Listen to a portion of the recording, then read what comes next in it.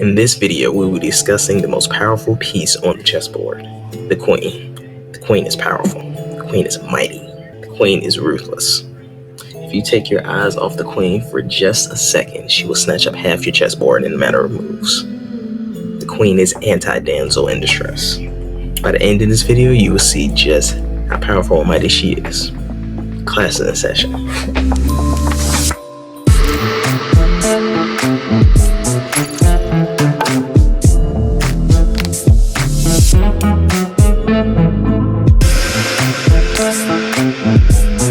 So as you can see from the intro, the queen is a pretty big deal, with a reason. So I didn't just hype up the queen in the intro. I mean, I hyped her up a little bit, but not too much. But it's okay. You by the time this video is over, you will see exactly what I'm talking about. So you will see why players will probably give up the game when they lose their queen. Not even when their king is about to check it. When they lose their queen, they are ready to quit. You will see why in this video. I'm Terrence B. This is another episode of Better at Chess.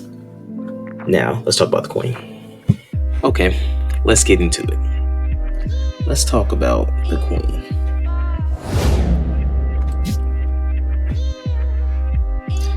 You see, the queen is no damsel in distress. She is, however, the most powerful, emphasis on the powerful, piece in the game. Her attack radius is as far as the ends of the board. She can cover ground like soil over seeds waiting to grow. Players would rather lose the game than lose their queen.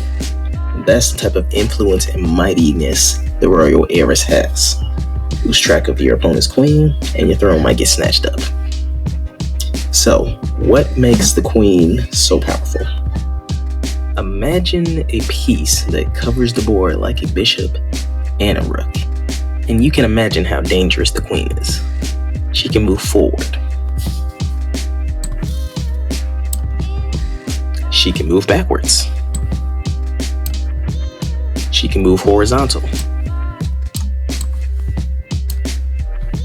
She can move diagonally. The only thing the queen can't do, move like a knight and jump over pieces. The queen, like every piece that is not a pawn, attacks the way they move. Take a look at this setup. As you can see, the queen is attacking the knight, the bishop, and this rook. Denied. And this rook. Denied. And this rook. That's how far the queen's attack radius spans. As you can see, that's pretty dangerous. It will make you want to watch all your pieces that much more closer. The fact that the queen can move across the board so quickly and so far and take all these pieces in a matter of a few moves. Let's take a look at just how much ground the queen can really and truly cover.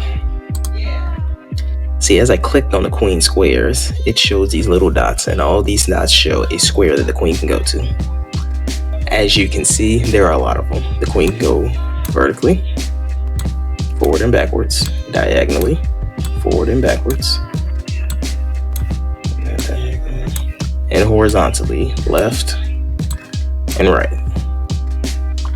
That's a lot of squares. Yeah, just looking at the potential of where the queen could go, it's kind of scary. Makes you want to leave your pieces at home instead of on the chessboard. Another thing that makes the queen dangerous is that you can have more than one of them on the board. In order to do that, though, you'll need help from our friend, the pawn. I stated in my previous video, and I will show a quick clip here. So when this pawn reaches the final row on the board, it has to choose to become a greater piece. So in this instance, we're going to change to a rook. As you can see from that quick recap from one of my previous videos, which I will link in the description below, you can see why a lot of players' favorite piece is the queen. The queen can span a lot of ground and attack a lot of different areas. You see, for every pawn there is on the board, there can be a queen. For every pawn that gets to the other side of the board, there will be a queen. See, the queen is mighty and the queen is powerful. How ruthless the queen is totally up to you. When you look at a chess set, you will see that all the pieces mirror each other. There's a particular section of the board that always has to mirror each other, otherwise the board is set up wrong. See, in this case, the rooks are lined up, the knights are lined up, and the bishops are lined up, right? They have duplicate pieces. So when it comes to setting up the board, those are pretty easy, right? The pawns on the board always line up too. However, when it comes to setting up the board and setting up the board right, the lighter queen always sits on the lighter square. These pieces will always line up. And if they don't, the board is set up wrong. If the queens are not on the color that they are or the color that they are closest to, the board is set up wrong. The kings will always be on the opposite colors. White's king will always be on the darker color. Black's king will always be on the lighter color. The main way to know is getting familiar with each column and each row. Each column is called out by a letter. The queens will always sit on the D column or the D file. The king will always sit on the E column or the E file. Okay, key takeaways for the queen. The queen is the most powerful chess piece on the board. It is worth 9 points.